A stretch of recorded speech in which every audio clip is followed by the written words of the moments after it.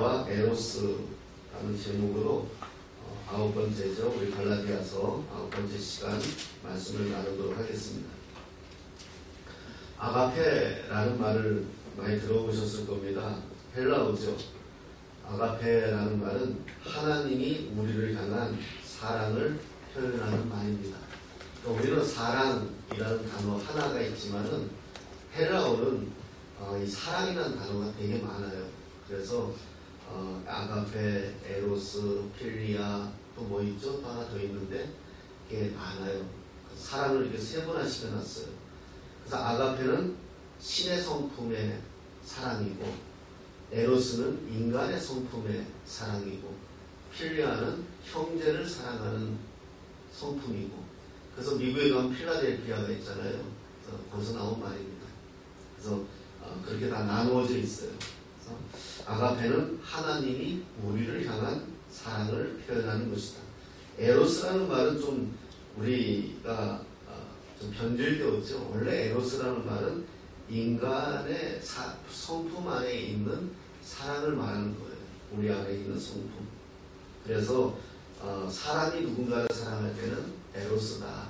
그래서 이게 남녀간의 이성의 사랑만 이야기하는 게 아니라 우리가 아가페 사랑은 못해요. 하나님만큼 사랑하지 못한단 말입니다.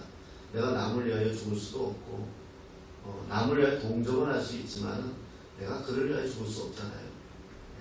그렇게 할 수 있는 분은 우리가 의인이라고 표현하잖아요. 그럼 이제 아가페 사랑이고, 에로스 사랑은 인간의 성품, 우리가 가지고 있는. 제가 청년들 지도할 때 가르칠 때 종종 받는 질문이 하나님을 사랑하는데 어떻게 사랑해야 되나요? 이런 질문을 많이 받았습니다. 이럴 때 대체로 교회가 행위를 강조할 때가 참 많죠. 봉사하고 헌신하면 하나님을 사랑하는 것이다. 예, 맞습니다. 하지만 하나님을 사랑하기에 그 표현으로 교회를 사랑하고 봉사하고 헌금하는 거지, 하나님께 사랑을 구걸하기 위해서 봉사하고 헌신하니까 너 참 이쁜 아이구나, 내가 너 사랑해 줄게, 이게 아니라는 거죠. 하나님의 성품은 이미 사랑이에요. 그래서 사랑하는 마음을 내가 알았을 때 하나님이 나의 사랑을 아니까, 내가 그 하나님의 사랑을 아니까 하나님 앞에 내가 봉사하고 헌신하는 거죠.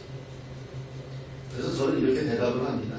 하나님을 사랑하기 이전에 먼저 하나님의 사랑을 받으라 말합니다. 요즘 이슈가 스토킹이죠. 스토킹은 상대방은 생각이 없는데 내가 일방적으로 상대를 쫓아다니는 거예요. 사랑한다고요. 이거 범죄거든요. 옛날에는 상사병이라 해서 불쌍히 여기고 한 번만 만나주라고 어른들이 그렇게 이야기했지만 요즘은 그렇게 이야기 안 합니다. 그 상사병은 어떻게 보면 상대에게는 폭력이거든요. 그래서 상대방의 사랑을 먼저 확인해야 합니다. 제가 한 번씩 말씀드리죠.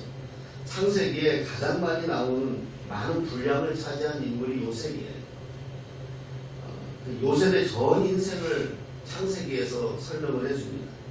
어린 나이에 형들에 의해서 팔려가죠. 종살이하죠. 옥살이도 합니다. 나이가 30살 될 때까지 전부 전 인생이 뭐냐 하면 종살이와 옥살이입니다. 어렸을 때 아버지 밑에 조금 살았던 거 빼면 다 그러한 인생을 살았어요. 요셉이 이 지긋지긋한 그 고통을 어떻게 20대에, 10대, 20대에 그걸 이겨낼 수 있었을까? 물론 하나님을 믿는 믿음이었을 것입니다. 하지만 요셉은 누구보다 아버지 사랑을 듬뿍 받았어요. 제가 살아보니 사랑 많이 받은 친구들은 상대방을 이해하는 이해도가 좀 다르더라고요. 여유가 있어요. 상대방을 대하는데 여유가 있어요. 하지만 어려서 사랑이 결여된 친구들은 좀 독단적입니다.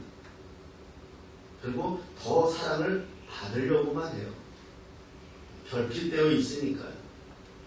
그래서 부부관계에도 교회 안에서도 상담을 하다 보면 부부관계에서 많이 오는 문제가 그런 문제들이더라고요. 아내에게서 엄마를 원해요. 남편에게서 아버지를 원해요. 그리고 남편에게서 아들을 원해요. 그럼 못 사는 거예요. 힘이 드는 거예요. 상대방 생각해 보세요. 아내 입장에서 남편이 자기를 아내이자 친구이자 엄마까지 요구하면 어떻게 살겠어요?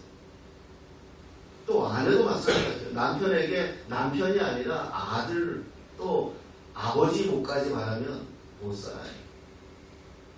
어렸을 때 아버지 부모 사랑을 듬뿍 받지 못한 사람들은 이게 결핍이 되어 있다 보니까 결혼을 하고 나서도 아내나 남편에게 계속 그걸 요구하는 거예요. 나 사랑 못 받았잖아. 그러니까 네가 나 사랑해줘야지. 내가 사랑받은 만큼 나도 할 거야. 이런 자세로 나오죠. 그런데 사랑을 어려서 많이 받은 사람은 좀 다르더라고요. 그냥 이렇게 편안하게 여유롭게 사랑을 표현하고 사랑을 주더라고요. 그게 성경에서 말하는 충만이더라고요. 충만은 뭐죠? 넘치는 거예요. 넘치는. 그래서 하나님을 사랑하기 이전에 하나님의 사랑을 좀 먼저 받아라. 또 그걸 깨달아라. 제가 그런 말을 청년들한테 참 많이 해줬습니다. 하나님의 사랑을 받아야 정상적인 신앙생활을 합니다. 죽도록 내가 봉사하고 헌신하면 나중에 분명히 그 사랑이 식으면 원망이 옵니다. 불평합니다. 하지만 받은 사랑이 크다는 것을 알면 원망이 안 나오죠. 철이 없을 때 왜 부모를 원망합니까? 부모의 사랑을 모르니까 그러는 거예요.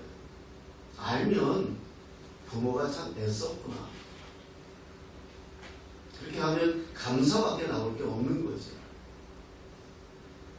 그러나 그것을 모르면 원망하는 거죠. 왜 나한테 이랬어요? 왜 나한테 저랬어요? 이렇게 하게 되는 거죠. 그래서 하나님도 마찬가지더라고요. 신앙생활도 똑같아요. 인간의 이성 안에서 우리가 믿음이라는 것을 가지고 살아가기 때문에 우리가 하나님을 이해하는 것도 똑같아요.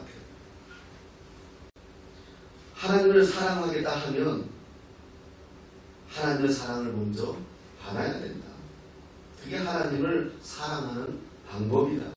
그러지 않고 내가 어떤 방법으로 하나님의 사랑을 받겠다 하면 노력과 수고가 필요한데 그것은 사랑이 식으면 곤란해집니다. 제가 이 많은 분들을 상대하면서 느끼는 것들이 그런 것들이 참 많더라고요.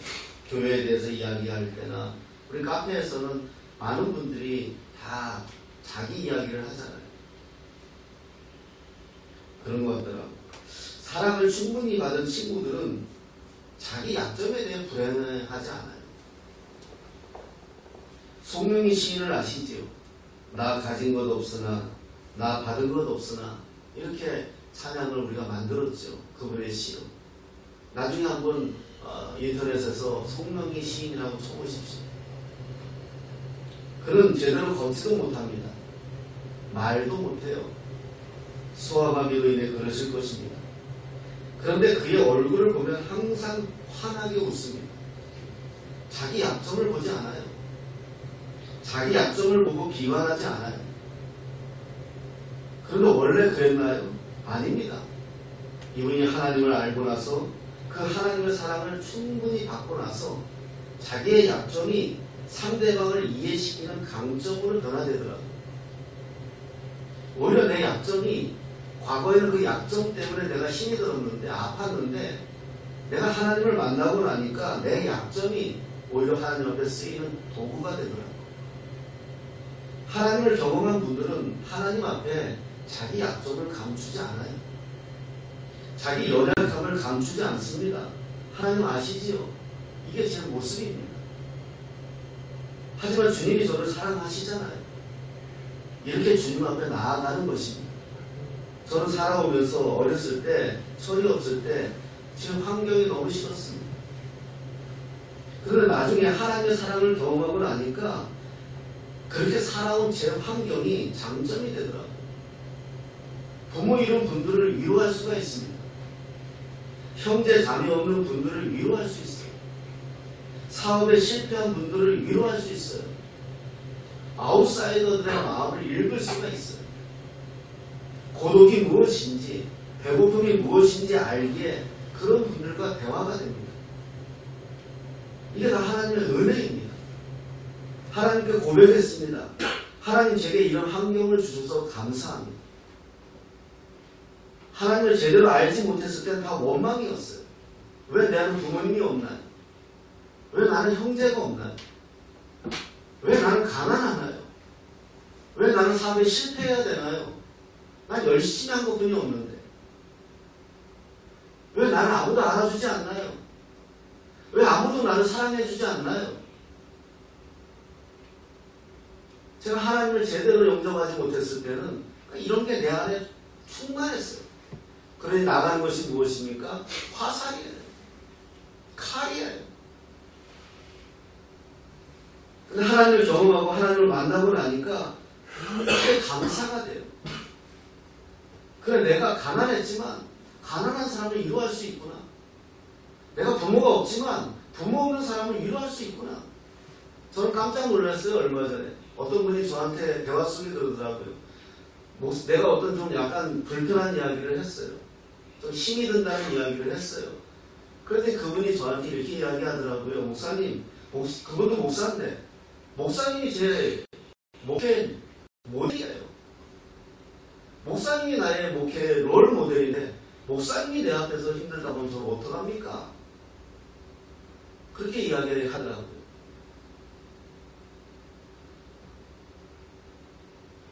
그래서 우리가 참 잘 살아야 되겠다라는 생각을 해봤습니다. 저같이 교만한 자가 정말 하나님이 이렇게 하지 않았으면 제가 하나님 만났을까요? 교만이 패망의 선봉이라고 성경이 말씀하는데 저는 분명히 망한 인생이었을 것입니다. 신앙생활은요, 내가 주님을 사랑하는 것이 아닙니다. 주님의 사랑을 내가 받아들이는 거예요. 오늘 설교 제목이 아가페와 에로스인데 어느 학자가 이렇게 말했습니다. 하나님께 나아가는 길이 두 가지이다. 내가 하나님께 나아가는 길이 있고 하나님께서 내게 오시는 길이 있다. 하나님께 내가 나아가는 길은 종교고 하나님이 내게 오시는 길은 복음이다. 인간이 하나님께 나아가는 길이 에로스예요. 우리 인간이 하나님을 아무리 사랑한다고 해도 에로스로밖에 사랑할 수 없어요. 그리고 하나님이 인간에게 오시는 길이 아가페예요. 아가페와 에로스는 다 사랑을 표현합니다. 아가페는 하나님이 우리에게 주시는 사랑이고요. 에로스는 우리가 하나님께로 올라가는 사랑이에요. 이 세상 어떤 종교도 다 에로스에 머물러 있는 거예요. 신을 향한 고행과 수행은 에로스예요. 여러분, 사랑하는 여자를 만나서 내가 맛있는 거 사주기 위해서 돈도 벌고 야근도 하고 애쓰고 수고해서 좋은 백 하나 선물하면 얼마나 행복합니까? 에로스예요. 하나님 앞에 봉사하고 헌신하고 이쁨 받기 위해서 헌금하고 애쓰고 수고하는 거 에로스예요. 그건 아가페하고 차원이 다른 거예요. 그러면서 거기에서 만족하고 내가 애써서 수고하고 마치 사랑하는 여자친구에게 좋은 백 하나 선물해 준 것에 만족감이 있는 것처럼 내가 하나님 앞에 이렇게 했어. 내가 하나님 앞에 이렇게 했어. 똑같은 만족이잖아요. 하나님 앞에는 물어보지도 않고 일방적으로 내가 스토킹하는 거잖아요.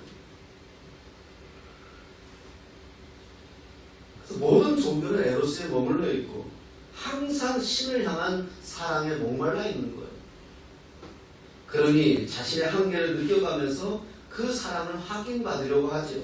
하지만 우리 그리스도의 복음은 아가페입니다. 하나님이 우리에게 찾아오신 겁니다. 우리에게 묻지도 따지도 않고 일방적으로 찾아오신 거예요. 그래서 예수를 믿어도 내가 아가페로 믿는지 에로스로 믿는지 확인해 봐야 됩니다.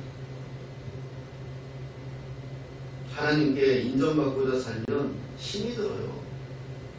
우리가 어떻게 하나님을 만족시킬 수 있어요? 이게 율법의 신앙입니다.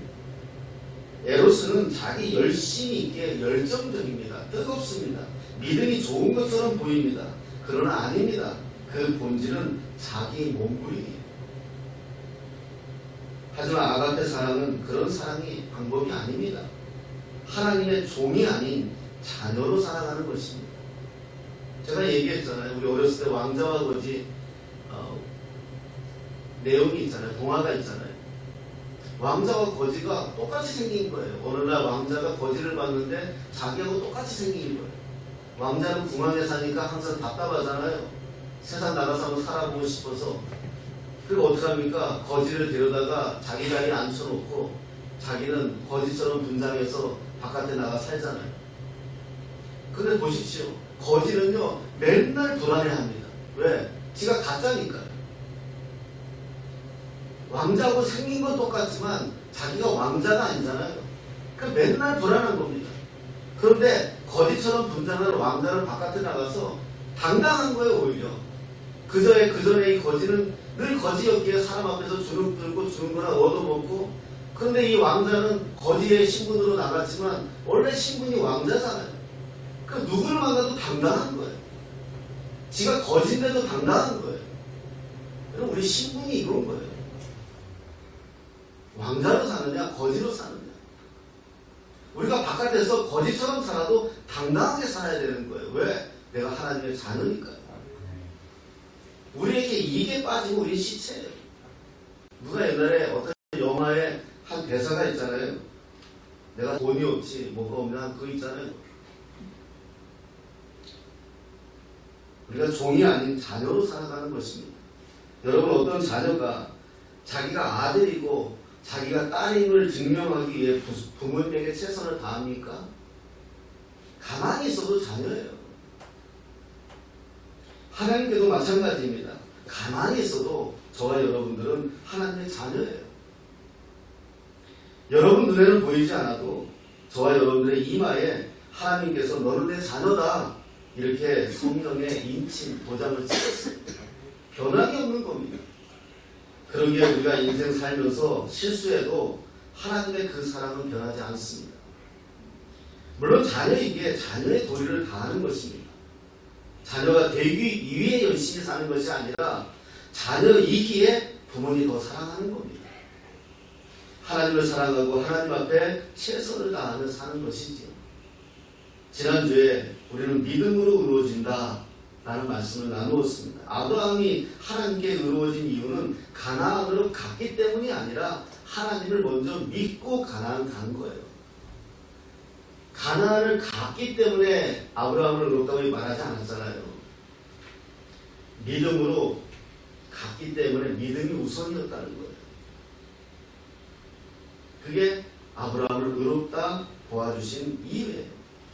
하나님이 하나님을 믿음에 하나님이 아브라함을 칭찬한 거죠. 가나안 가서 칭찬한 거 아니에요. 여러분이 성공해야 칭찬하고 여러분이 잘나야 칭찬하는 거 아니에요. 이미 칭찬하신 거예요. 그게 믿음입니다. 다음의 문제는 우리가 하나님의 사랑을 알고 깨달았다면 하나님을 향한 사랑의 표현이죠. 하지만 2000년 전 오늘 본문이 기록된 갈라디아 교인들에게 문제가 생겼습니다. 믿는다 하면서 율법을 따르겠다라고 주장하는 거죠. 오늘 본문이 이것을 대조하는 내용입니다. 믿음에 속한 자는 복되다. 하지만 율법에 속한 자는 저주다. 여러분, 저주라는 말이 얼마나 두려운 말입니까? 그런데 지금 성도들에게 저주라고 표현하고 있어요. 한번 예를 들어 보겠습니다. 분명히 내 부모인데 내 부모인지 평생 의심하고 산다고 한번 생각해 보십시오. 옛날에 우리 어머니들이 아이들 놀린다고 다리 밑에서 주워왔다 그래서 다리 밑에 엄마 찾으러도 가고 그랬다며요. 한번 그렇게 생각해 보십시오. 내 부모는 나를 사랑하지 않고 다른 형제를 더 사랑한다고 한번 생각해 보십시오. 그렇게 평생을 한번 산다고 생각해 보십시오. 그게 저주예요. 그 마음이 저주잖아요. 내 부모가 맞을까? 왜 내 부모는 나를 더 사랑하지 않고 다른 자녀들을 더 사랑하지? 내 부모가 아닌 것 같아? 그렇게 만약에 마음을 먹고 평생을 부모를 의심하고 산다고 생각하면 그게 저주예요. 그럼 어떡합니까? 이 사람은 다른 형제들하고 경쟁을 하죠. 왜요? 인정받으려고요. 더 부모를 더 잘 섬기고, 혹시 내가 내 부모가 내 부모가 아닌 것 같으니까 다 버릴 수도 있잖아. 그러니까 더 열심히 하지. 더 잘하죠. 그러면 그 마음은 늘 부모님 앞에 편안하지는 않습니다. 이게 얼마나 힘든 사랑입니까? 이게 에로스예요. 하지만 부모의 사랑을 확신하고 늘 부모님 앞에 사랑받았음을 감사하고 부모 앞에 기쁨이 있다고 생각해 보십시오. 이게 얼마나 행복합니까? 아가페의 사랑을 아는 거죠. 인간이 스스로 하나님 앞에 나아가려 하면 얼마나 힘이 들겠습니까? 다른 종교가 신을 찾아, 아니 신이 되기 위해 고행을 합니다. 어떤 분은 3년 동안 벽만 보고 살았다고 합니다. 면벽수행이라고 하죠. 그래서 신을 만나고 그래서 신이 되고 싶은 것입니다. 사람들은 그런 사람들을 대단하다 여기죠. 얼마나 존중합니까? 하지만 생각해 보십시오. 그게 사람 사는 길입니까? 평생 불안합니다. 이게 저주라는 거예요. 만유인력을 아시죠? 과학자 뉴턴이라는 사람이 발견했습니다. 우연히 사과나무에서 사과가 떨어지는 것을 보고 지구가 중력이 있다는 것을 발견하고 모든 것은 다 지구의 중심으로 떨어진다는 만유인력의 법칙을 과학자가 결론을 내렸어요. 하지만 뉴턴이 사과가 떨어지는 것을 발견했기에 중력이 생긴 건가요? 아닙니다. 그 이전부터 있었던 것을 뉴턴이 그때서야 발견하게 된 거예요. 믿음으로 구원을 받는다, 이 사실도 바울이 발견해서 새로 생긴 것이 아닙니다. 이미 구약 성경에 계속해서 강조하고 있는 말씀이 믿음이었어요. 그리고 하박국서에서도 의인은 믿음으로 산다고 이미 고백되어져 있었지만 이스라엘 백성들은 자기가 원하는 성경 구절들만 찾아다닌 거예요. 그래서 이 성경 구절을 무시한 거죠. 사람들의 성경을 스스로 해석하면 이런 오류를 범하는 것입니다. 구원에 있어서도 만유인력의 법칙만큼 중요한 것이 있습니다. 사람이 구원을 얻는 것은 종교적인 열심이 아니라 믿음으로 구원을 받는다. 자, 그러면 의문이 생깁니다. 하나님께서는 왜 그럼 율법을 주셨는가? 그것은 하나님의 뜻을 알려주시기 위함이죠. 율법은 중요합니다. 사람이 살아가는 이치를 가르쳐주고요.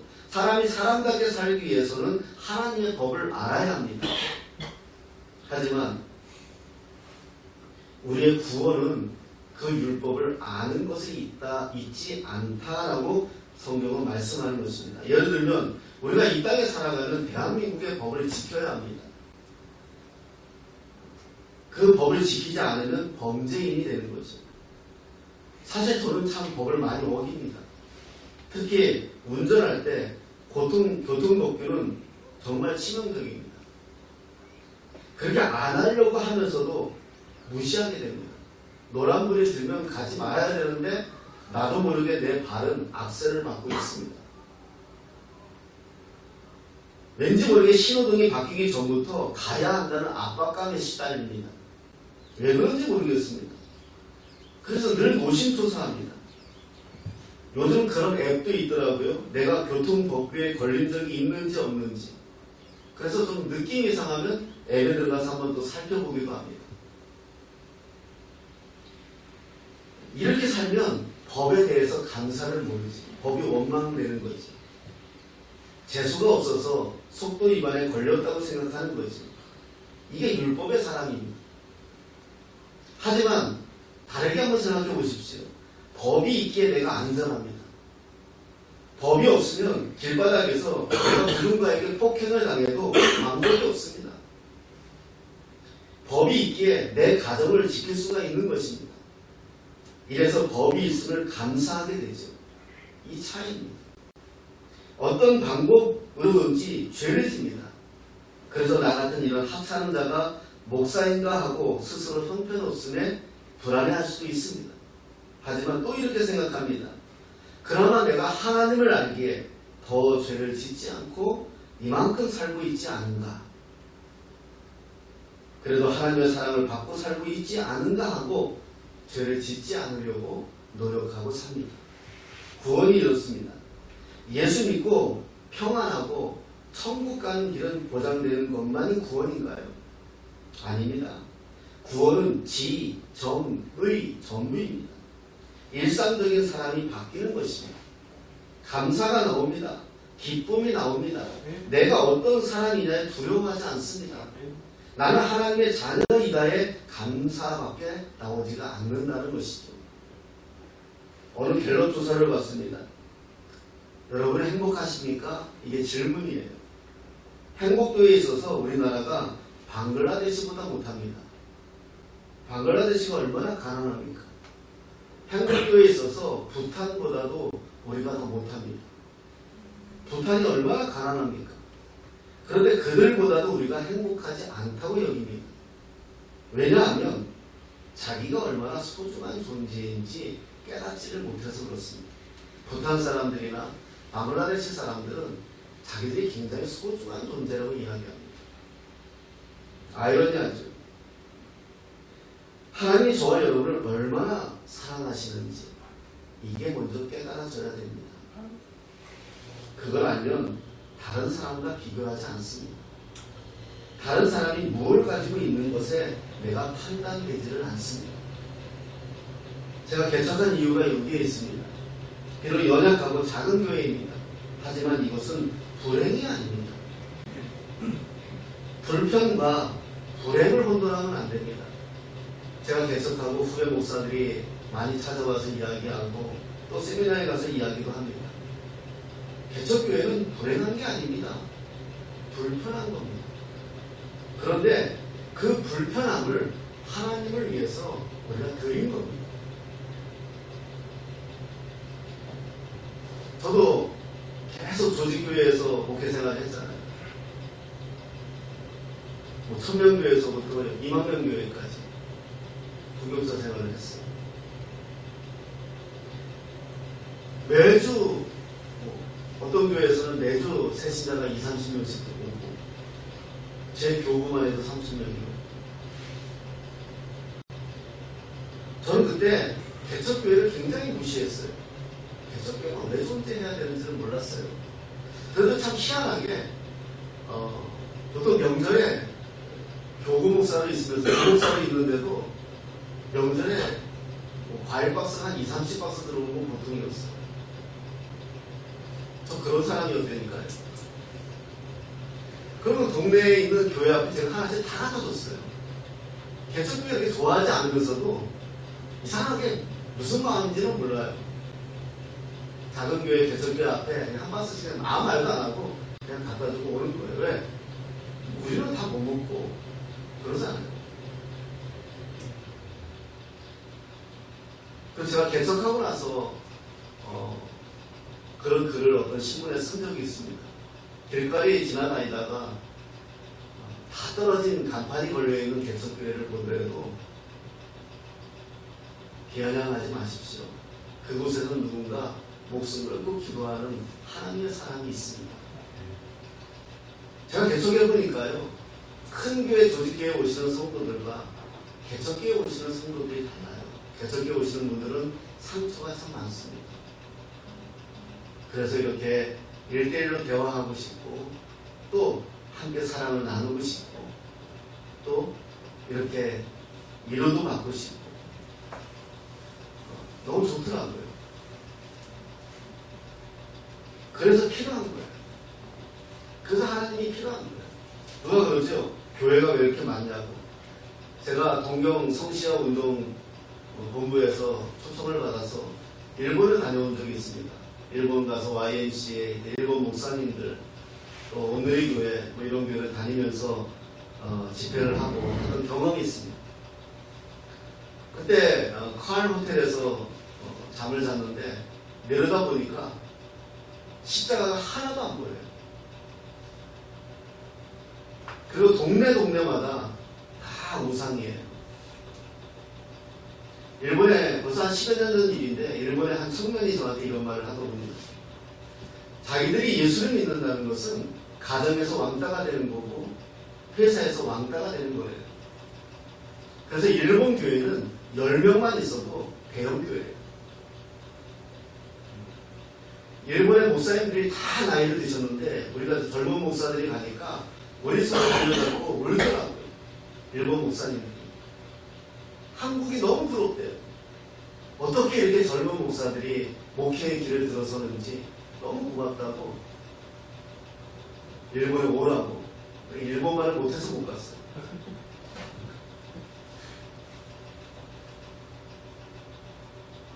근데 그분들이 한국에 오면 교회들이 이렇게 많은 거에 너무 감동하고 감격하고 기뻐해요. 이래서 대한민국이 복을 받는다. 이런 이야기까지 서슴없이 할 정도로 너무너무 감사해요. 그런데 우리가 왜 그들은 한국교회를 보고 감사해야 하는데 우리는 왜 우리 스스로 교회가 많은 것에 대해서 불평을 합니까? 저는 그렇게 이야기합니다. 그거 뭐죠? 편의점보다 교회가 더 많아야 되고 파출소보다 교회가 더 많아야 되고 PC방보다 교회가 더 많아야 된다. 득이 되면 득이 됐지 그게 실이 되겠느냐. 철없는 소리 하지 마라. 한 명의 성도가 천하보다 귀한데 그 한 사람을 위해 하나님이 그 한 목회자를 파송하고 한 교회를 세웠다면 그 뜻을 우리가 안다면 감사하고 기뻐해야지. 얼마나 그 한 사람의 성도를 하나님이 사랑하면 교회까지 세우고 그 한 사람을 그 교회의 교인으로 세우겠느냐. 우리 아버지 마음을 모르느냐. 우리 시각에 경제 논리가 끼워져 있기 때문에 그래요. 하나님의 나라를 이야기하면서 우리는 경제 논리가 끼워져 있는 거예요. 여러분, 불평과 불행을 혼돈하면 안 돼요. 우리 그리스도인이 돈이 없는 건 불편한 거지 불행한 게 아니에요. 우리 그리스도인들이 육체적으로 문제가 있다면 불편한 거지 불행한 게 아니에요. 왜냐하면 하나님이 그렇게 해가시는 거잖아요. 그러한 나를 통하여 하나님이 얼마나 그 일을 해갑니까? 저는 어디 가서 설교할 기회가 있어. 우리 정훈이 칭찬을 참 많이 하고 우리 한기수 칭찬을 참 많이 해요. 우리 어른들이 봉사부장 이야기는 내가 한 번씩 꼭 해요. 나이 80의 봉사부장이 김치에 넣은다고. 교회들마다 깜짝깜짝 놀래요. 우리 교회는 8순위 봉사부장이다. 정훈이가 얼마 전에 저한테 이렇게 이야기하더라고요. 힘든 일 하잖아요. 환자 옮기는 게 쉬워요. 또 환자들은 오직 까다로워요. 환자들은 마음의 병이 있기 때문에 육체의 병뿐이 아니라 마음의 병이 있기 때문에 짜증낸다고. 쏟아붓는다고. 근데 옆에 있는 동료가 정훈이한테 그러더래요. 너는 어떻게 보면 웃으면서 일할 수 있냐. 묵묵히 일할 수 있냐. 그때 한마디 했대잖아요. 꿈꾸는 교회 다닌다. 천하보다 귀한 거예요. 가난이 옳다는 것은 아닙니다. 여러분들이 부자가 됐으면 좋겠습니다. 그렇다고 무조건 부자가 되어야 한다는 것도 아닙니다. 하지만 여기서 우리는 감사를 보아야 합니다. 여기서 하나님 한 분으로 내가 행복할 수 있어야 합니다. 그게 생명의 길로 들어선 사람들의 고백인 것입니다. 하나님을 바라보십시다. 우리 자신을 보면 결국 한계에 부딪히고 포기하게 되죠. 저도 내 자신, 내 까지 보면 이해가 안 되고 용서가 안 될 때가 참 많아요. 이렇게 설교 시간에 가당치나 한 예약인가 싶지만 고백할게요. 제가 제일 예민할 때가 주일이잖아요. 목사가 제일 예민할 때는 주일이에요. 이웃집 아줌마가 계속 와서 시비 걸어가지고 내가 못 참았어요. 아줌마한테 네가 뭐라 그랬어요. 여기가 교회인지 아느냐, 교회인지 몰랐대요. 알았대요. 몰랐대요. 해설을 해요. 아침부터 예배 교회에 와가지고 뭐하는 거냐고 혼내서 보냈어요. 또 마음이 아프잖아요. 그 목사가 또. 그래 놓고 나서 어쨌든 간에 이웃을 사랑하라 그랬는데 그래서 저녁에 또 주섬주섬 또 아내한테 이야기해서 이것저것 싸가지고 갔잖아요. 집 앞에서 또 대문을 두들겼잖아요. 안 나오면 어떡하지 하면서 또 웬만하면 나와주셔야 될 텐데 그때 나오셨더라고요. 그래서 이제 드리면서 사과를 하고 용서를 구했죠. 그러니 이제 당사자는 그 아줌마였는데 남편이 오셨죠. 그 남편이 그러더라고요. 지금 알아 누웠다고. 목사님 만나고 와서 알아 누웠다고. 마음이 또 아프잖아요. 그랬어요. 기도해드리고 왔어요. 늘 마음에 이제 불편함이 있었고, 또 시간이 지나면 하나님께서 기회를 주시겠지. 어젠가요? 어제 오셨더라고요. 아줌마가. 자기가 하나님 앞에 많이 혼났다고 표현을 그렇게 하시면서, 자기도 예수를 교회를 다녔던 사람인데 미안하다고 해서 내가 그랬어요. 그리고 또 커피 한 10잔 사갔나?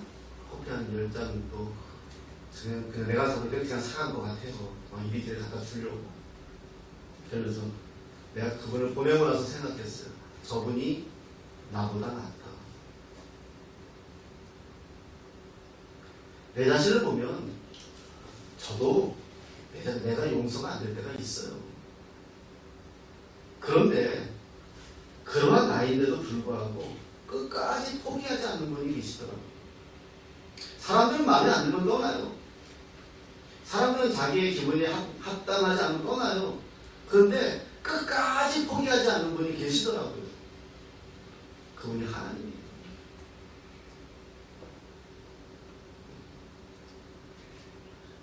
자기 아들 독생자 예수 그리스도를 주시기까지 하시면서 자녀 삼으셨으면서 우리를 끝까지 붙들고 계시는 그 사랑을 알면 우리는 하나님 앞에 포기할 수 없는 거죠. 그 사랑을 모르니까 자꾸 엉뚱한 방법으로 하나님 앞에 나서는 거죠. 우리 14절 말씀 한 번 더 보고 마치겠습니다. 14절입니다. 시작. 이는 그리스도 예수 안에서 아브라함의 복이 이방인에게 미치게 하고 또 우리로 하여금 믿음으로 말미암아 성령의 약속을 함께 하게 하시라. 아멘. 성령의 약속. 성령의 약속이 뭘까요? 오순절 성령 강림했을 때 성취된, 그래서 모든 이방인들도 예수를 믿게 하시겠다는 하나님의 약속이죠. 그 약속이 오늘 저와 여러분들에게도 통해서 우리가 다 예수 믿는 거 아닙니까? 그 약속, 그리고 예수 안에서 아브라함의 복이, 아브라함의 복은 무엇이죠? 자녀의 복이잖아요. 우리 하나님의 자녀의 복이 있습니다. 그 자녀의 복과 그 하나님의 사랑이 얼마나 큰지를 알기 때문에 오늘도 우리는 예배할 수밖에 없고 주님 앞에 나올 수밖에 없고 주님을 바라볼 수밖에 없는 것입니다. 하나님 앞에 너무 애쓰지 마십시오. 그냥 여러분들이 믿음으로 살아가는 것이 최고로 잘 사는 것입니다. 그래서 하나님 바라보면서 묵묵히 그 은혜 가운데 살아가는 것이 잘 사는 겁니다. 제가 며칠 전에도 어떤 권사님에게 상담을 해서 그런 이야기를 해드렸어요. 대학 다니는 아이가 있는데 그렇게 신앙생활 잘했던 아이가 그게 삐뚤어져 간다고 고민을 하면서 상담을 하시길래 제가 그랬어요. 금요기도에 한번 들어가고 수요일에 한번 들어가고 자식 한번 더 찾아보라 했어요. 왜냐하면 내가 그분의 삶을 아니까. 월요일부터 주일까지 일주일 다잖아요. 다 교회 살아요. 믿음이 좋죠. 저도 그런 성도가 있으면 좋겠어요.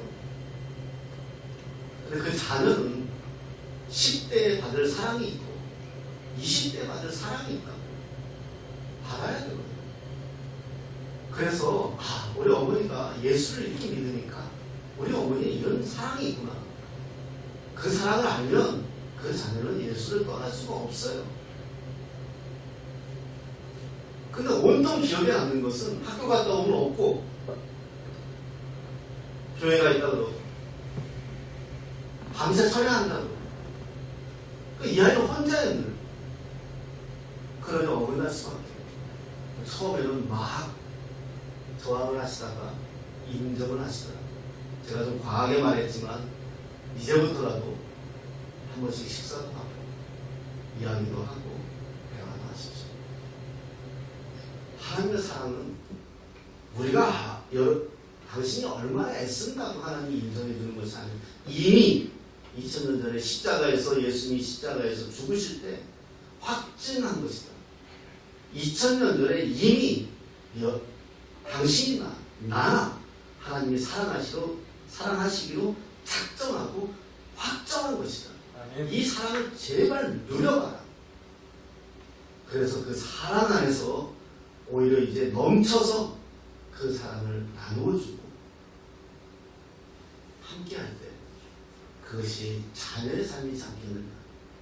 종의 삶으로 살지 마십시오. 그렇습니다. 오늘 복음이, 오늘 말씀이 그런 것입니다. 하나님의 사랑 안에 있는 삶입니다. 우리는 하나님의 자녀입니다. 우리가 무엇을 해서 예수님이 십자가에 죽으신 것이 아니잖아요. 이미 예수님이 십자가에 죽으신 거예요. 우리 그 사랑을 받은 거.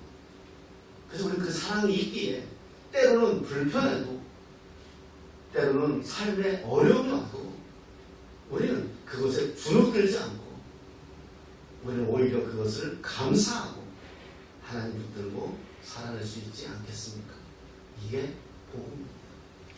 한 주간 승리하시는 저와 여러분 되시기를 예수님의 이름으로 축복합니다.